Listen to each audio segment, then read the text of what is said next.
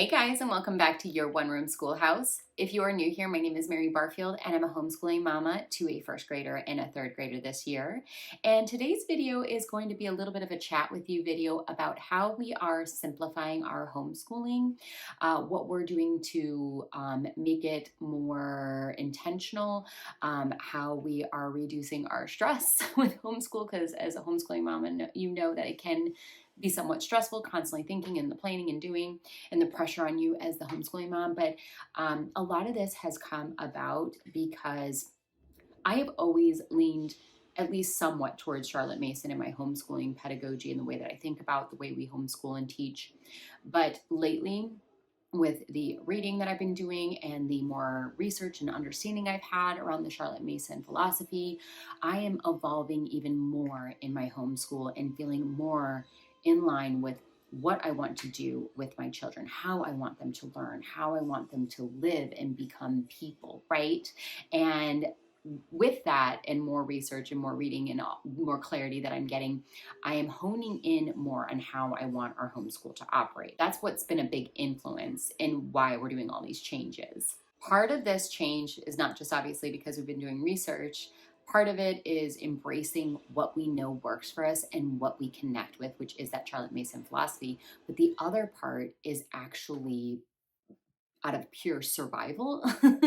It's reducing our stress load physically and mentally that we've implemented some of the changes that we have. So let's get into what those changes are. And I would suggest grabbing a drink, grabbing some laundry to fold, or put your headphones on and do some vacuuming, because this is going to be a bit of a chattier one. So the first thing that we have done recently that has been really going well and made our mornings much more intentional for our homeschool is that we have moved our morning basket or morning time or whatever you guys, put a label on it for. We have actually moved that to first thing in the morning for us, which you're like, Mary, it's morning basket. Shouldn't it be done in the morning? Well, if you've watched any of my previous videos, you guys know that initially we were doing our core subjects first thing in the morning, which are our individual subjects, math, language arts, things like that.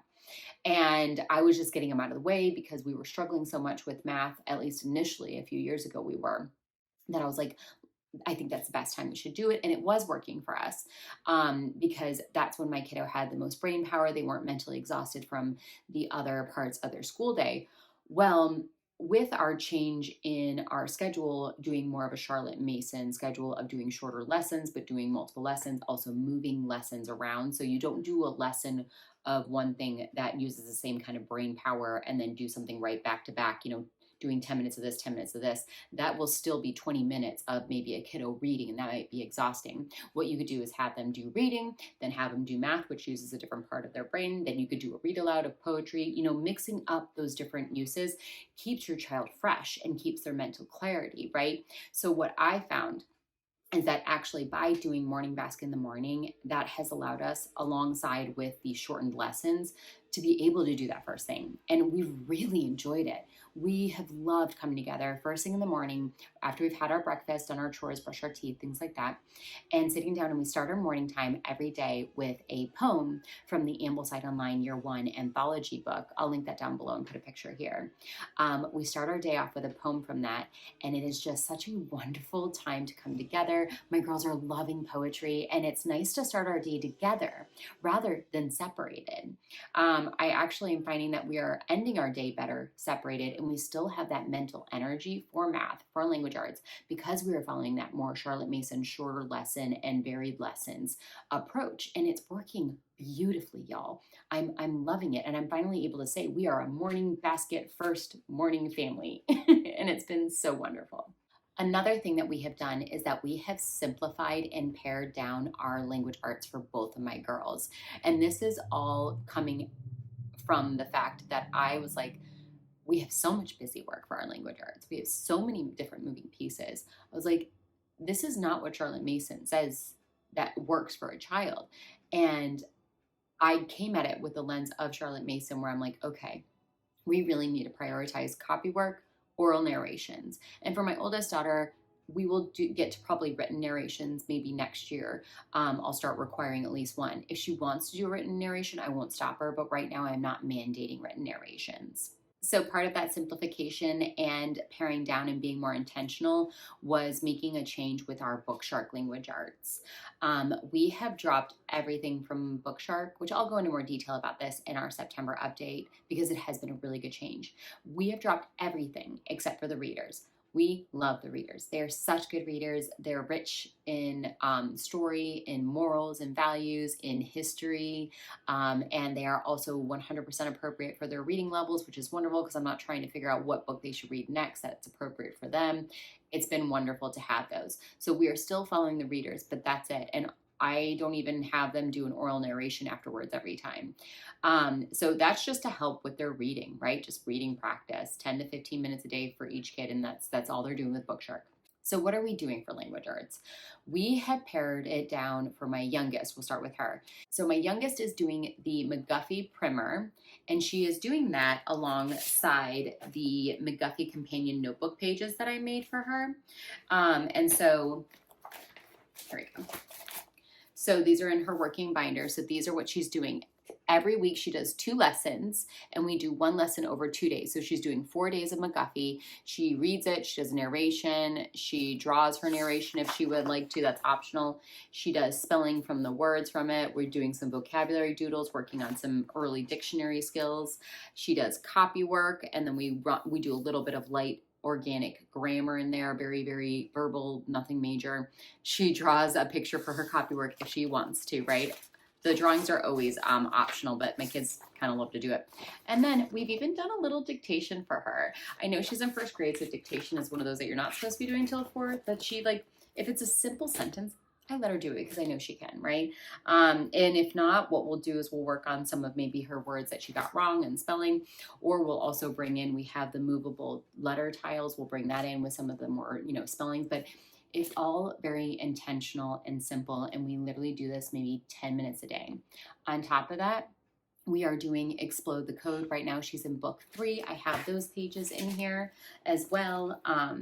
Where are they? Yeah. So I have the Explode the Code pages 3. She does 1 page a day after that, just to kind of reinforce some of those phonics. And then she does handwriting with the Good and Beautiful. That's it. And she maybe does 2 pages a week. Because we do a lot of handwriting with the copy work, I tell her to be very intentional with her handwriting, same when she's writing the words for her spelling. So we do a lot of handwriting outside of the Good and the Beautiful. The Good and the Beautiful is just more of a direct, intentional focus on forming those letters correctly. For my oldest, she is doing something comparable.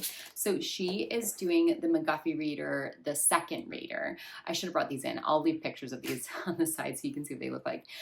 She is doing that alongside of her McGuffey Companion Notebook pages that I created. Again, those are in my Etsy shop if you want them. They're PDF digital files, so you can print them off as many times as you want for your household. So she actually wanted her cover in here, so because she thought they were really pretty. So for her, same thing. We're doing 2 lessons a week. We spend 2 days per lesson. She does a narration, which I am writing. Sometimes she writes it. It just depends. She does a picture if she wants to. Pictures are optional. She has her word list, her vocabulary doodles. She has her copy work, which, as you can tell, is much longer than my youngest's. And then she is doing dictation, and it's going well. If dictation ever doesn't go well, we will stop it. But she does really, really, really well there. So that's it. Narration, copy work, dictation, and with a really strong reader like the McGuffey has worked so well for us. It also has shortened our lessons. It's become less stressful, and my kiddos actually enjoy reading and writing right now. I will say at this moment, we are still working our way through Writing and Rhetoric, Book 1, and that is a more classical approach, utilizing the progymnasmata, which is basically working through different works like fables, narratives, things like that, and working with the greats, great writing, so that you can emulate that same great writing and then kind of create your own writing from that. The only thing that I will say is that it is rigorous. It is a lot of writing, and I am modifying it to work for her because right now she likes it. So I'll keep doing it if she likes it. But if at any point she says, Mama, this is like, I dread this. I will have no problems pausing it. And I say pause because I think it actually is a very good writing program. I'm just wondering if I should have waited a few years before bringing it in. Like maybe middle school would have been more appropriate. But as of right now, we are still working through that, and it's going well with her, again, with my modifications, right? I'm not having her write 2-paragraph, amplifications of fables, which is what it's asking her to do. I'll end up typing that for her as she orally narrates it or something. So I'm kind of putting my own Charlotte Mason spin on it, so she's not getting tired out by it. But we've really pared down our language arts. My oldest is also doing cursive through The Good and the Beautiful. But again, language arts is now taking at max 20 minutes every day, which is where I think it should be. I mean, 15 minutes for my youngest at most, maybe 25 for my oldest if we're doing writing and rhetoric that day. Because I do spread out the lessons like very much over a span of time so that they're not too much. I don't want anything to be more than 20 minutes. But everything is just going so much better. My girls have so much more focus for the things that we are doing. I swear, especially in these younger years, the less you do, the more focused they will be and the more they will get out of the things that you do. Another thing that has really helped make our homeschool more intentional and focused and operate more efficiently is having both girls in the same math curriculum. Yes, they are in different levels, right? My youngest is on the first grade level, my oldest is in the third grade level, but having both of them now on Math with Confidence at the same time is making my life easier as a teacher. It's, at the end of the day, it's our homeschool. I'm a part of the homeschool too. So if something is able to make my life easier, that then trickles down to my kiddos. It makes their life easier. So having them both in the same program allows me to transition easily from one to the other. I'm not having to reset myself up to then do another program that approaches it differently. We're using one math manipulative kit. Both girls use the same kit. My oldest has some extras that my youngest doesn't have, and my youngest uses some things that my oldest is no longer using. That's fine, but it's all in one place. It's easy to manage. And again, that brain power, being able to approach math the same way here and then here, and not having to retrain my brain as I finish one lesson with this kiddo and then moving over here because they're going to teach it differently. It is such a blessing and it's amazing. But yeah, just having them on the same math program, man, oh man, what a change. This next change is one that is kind of in process this year, but will fully take place next year. It is approaching science in a more Charlotte Mason way. Not more, in a Charlotte Mason way. Charlotte Mason believed that you should focus on nature study only in the first few years, basically Form 1, before you get into Form 2, which is generally starts around 4th grade. She recommended doing nature study because, one, honing a child's observational skills is going to make them such a better scientist later on. Observation is the bedrock of any science, no matter what field you're in, right? It's what makes good scientists, observation. And so with that, they also recommend being out in nature specifically with the observations because nature is so heavily tied, of course, to sciences. There was one thing I was reading, or it was a podcast I was listening, I can't remember. They were talking about professors, science professors, were complaining about students coming into college who didn't understand how a pump worked. They didn't understand how a heart could pump, specifically because they'd never experienced an actual physical pump, right? Like a water pump or any of it, right?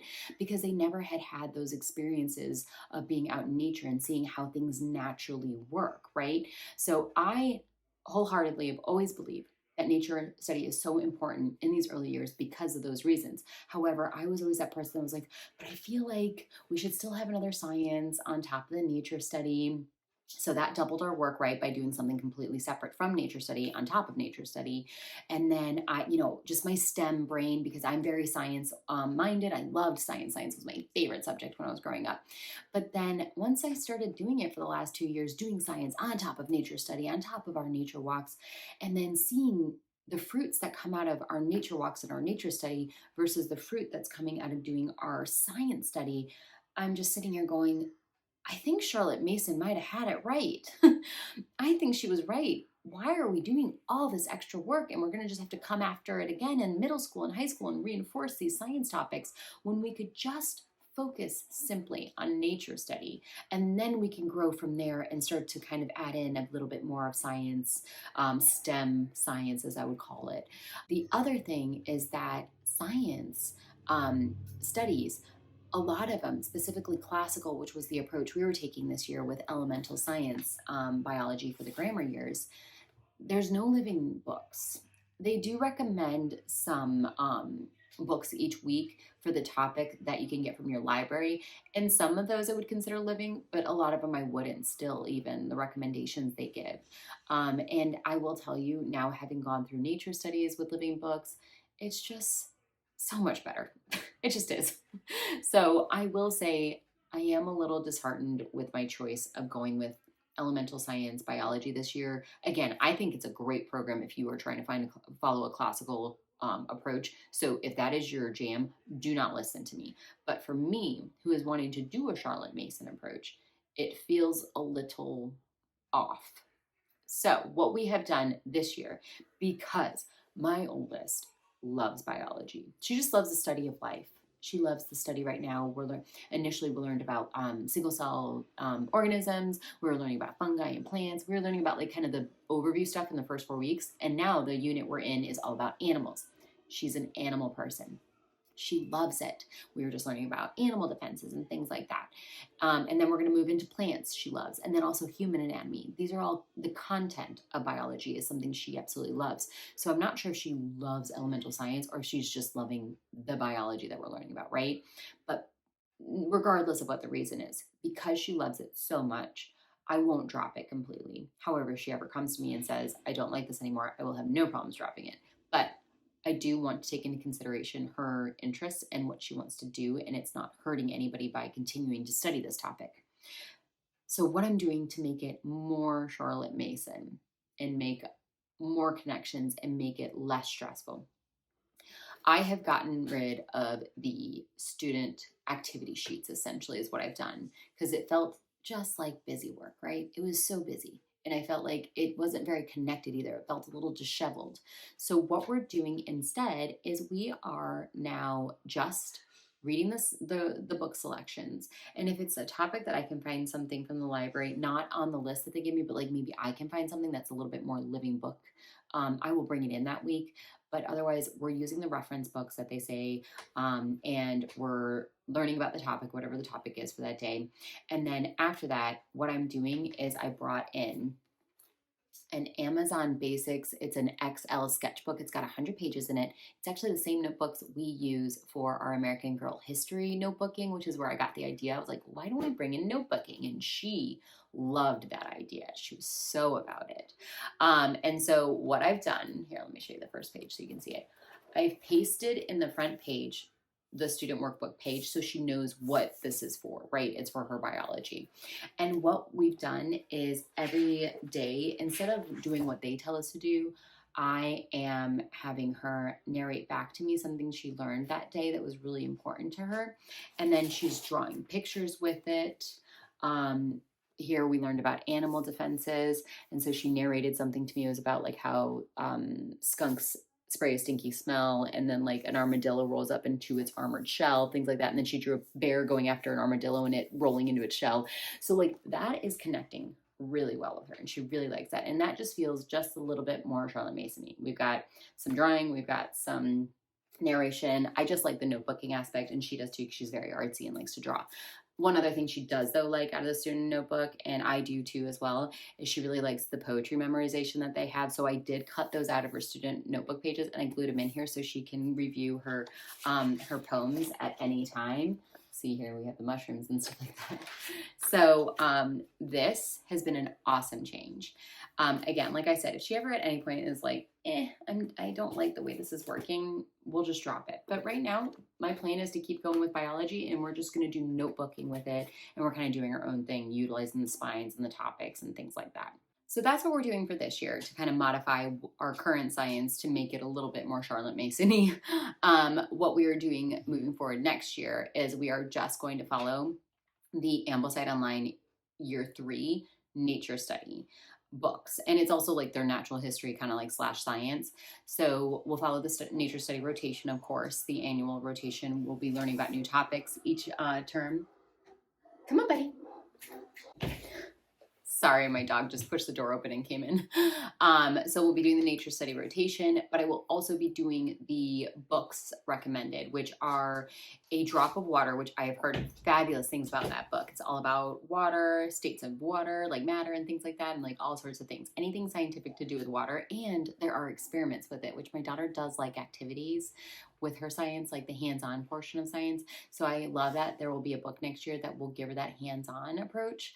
We'll also be learning about marine life in a tide pool through Holling C. Holland's Pagoo. And then the third book I think we're doing is Secrets of the Woods. So we'll be learning about woodland animals, all things she loves. So I think it'll be a nice transition for her. She won't feel like she's lacking in the science or the hands-on activities, but it'll be more intentional. It'll be living books, and it'll be more Charlotte Mason focused in the way we approach it. For my youngest, right now, we are just doing the Good and the Beautiful Little Hearts and Hands. And that's gentle enough and feels Charlotte Mason-y enough that I'm not changing anything and it's going well. We do 2 lessons a week. It can take us anywhere from 10 to 15 minutes at most. And it's exposing her to a bunch of different, science topics. Right now we're doing field and flowers. So she's learning about all that. And it's just going really well. So I'm not going to change anything there. Next year, same thing with my oldest daughter. We're going to be doing Ambleside Online year 1, and we are just going to do nature study. Now, this year we are doing the Burgess Bird Book, which is the recommended nature study book for year 1. So what am I going to do with her since we've already done that this year? I'm replacing that with 2 books.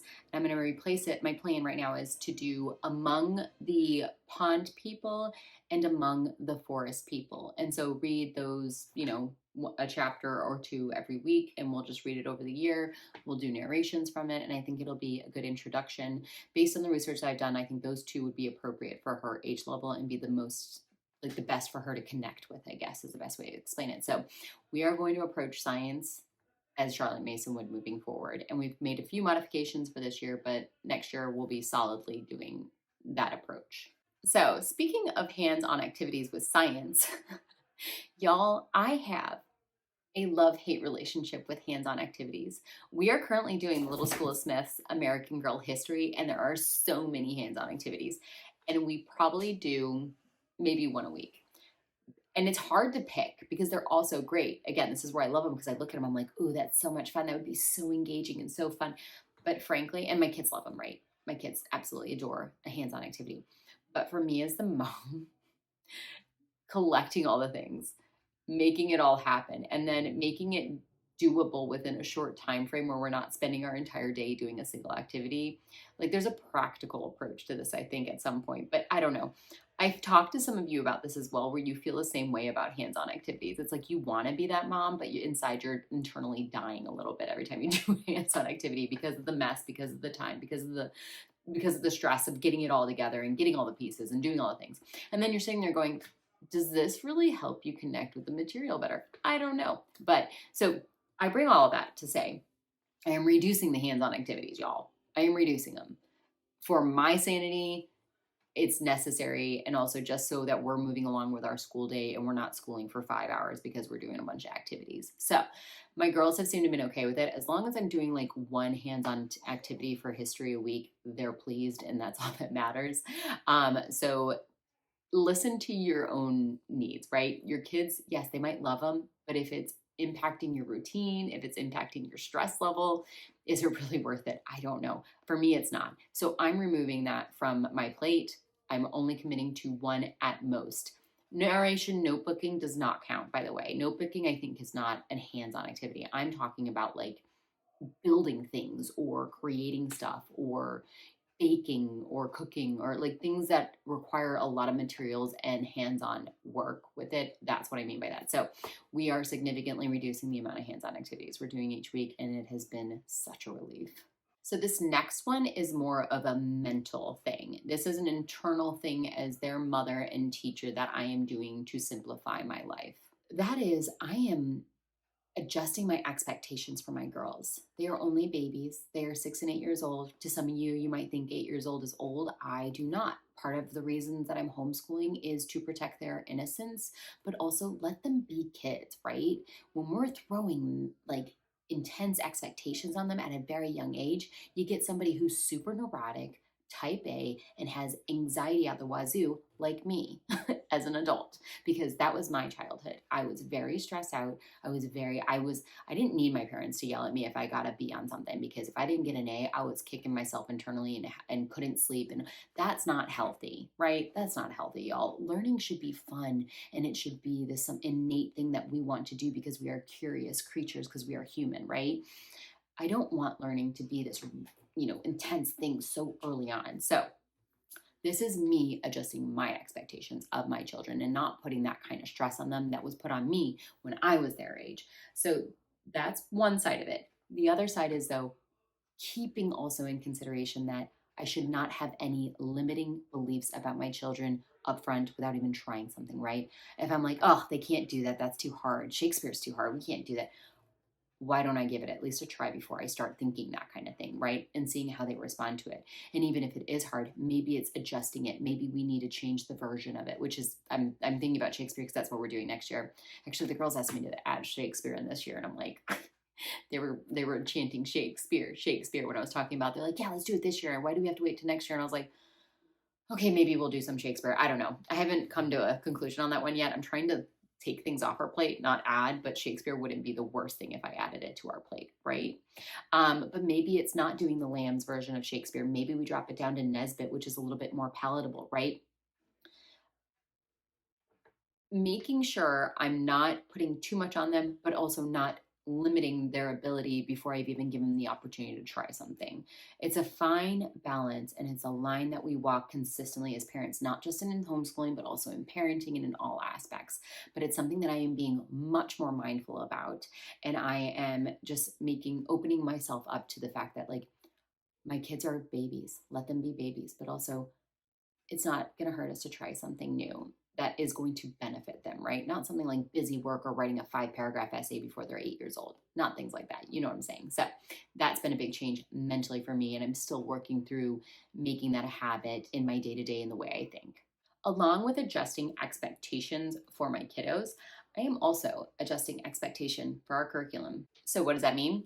That means that I'm not going to get overly stressed about the schedule that I set a couple months ago before the school year even happened and think, oh my gosh, we're behind because we're 2 chapters behind in the X book, right? A prime example of that is how we are approaching our geography with home geography and elementary geography. I know Ambleside Online does different topics each term from both of these books for 6 years, but we just started reading them and we love them so much. So we're not going to follow that schedule. What we have been doing is doing one lesson from this book 1 week, one lesson from this book the next week, then the next week, and we're just gonna move forward, right? I don't know when this is gonna finish. It might take us 3 years, it might take us 2. I'm not planning it out because I'm not putting that pressure on us. And that has been one of the most beautiful parts of our morning basket that we have loved the most is our geography readings. So what I mean by that is I am not gonna get stressed out if we don't finish these this year. I would have last year. Last year, Mary would have been like, oh my gosh, we have to get this done. If we don't get it done before summer, I'm gonna have to, oh, it's gonna be stressful. That Mary needed to calm down. This Mary is now saying, we might take 2 years. It might take a year and a half. I don't know. But we're going to work our way through this stuff and enjoy it and embrace it and do some fun notebooking from it. And we'll go out on the trail and we'll learn about, hey, maybe I'll do a night walk with him and be like, see the North Star. We can now figure out which direction is north, and I'll bring a compass, and like, that's the kind of stuff I want to do and sit in it, right? Another example, we are not going to finish this in term 1 as I had originally planned. And am I stressed about it? No. I'm telling you, I think it's because I started meditating every day like I used to. I started doing that recently. It's part of my Hashimoto's protocol to help with my cortisol levels because I had adrenal fatigue. I'm still probably slightly in it. I can tell by when I work out, I'm still not quite 100% yet. But part of my protocol, this is totally tangent, is that I am meant to do things that relax me, yoga and daily meditation. And I swear that's why I'm so much more relaxed about things now. So with that, one of the things I'm not stressing about is, you know what, we might do this into the summer next year. We might do a little bit of it the next summer after that. I'm not stressed about it. We'll get to it when we get to it. We're enjoying the lessons we're doing. If we don't get them all done, it's fine also. So last but not least is talking about things outside of homeschool that impact homeschooling though, right? Homeschooling is not our life, but it is a lifestyle. It is what intertwined easily within our life, right?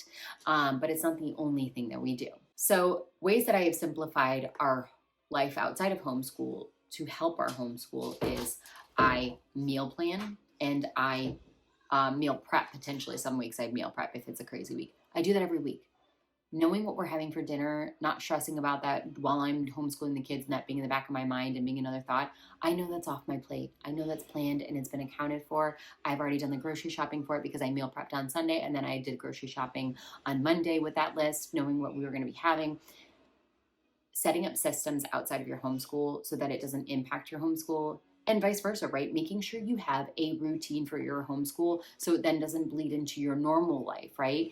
I hear, and this is going to be again probably a controversial take, and some of you guys might hate me for it, but not only do I truly believe, but I've seen firsthand that having a routine set for your kids will give them the best opportunity for success in their homeschool and as a person.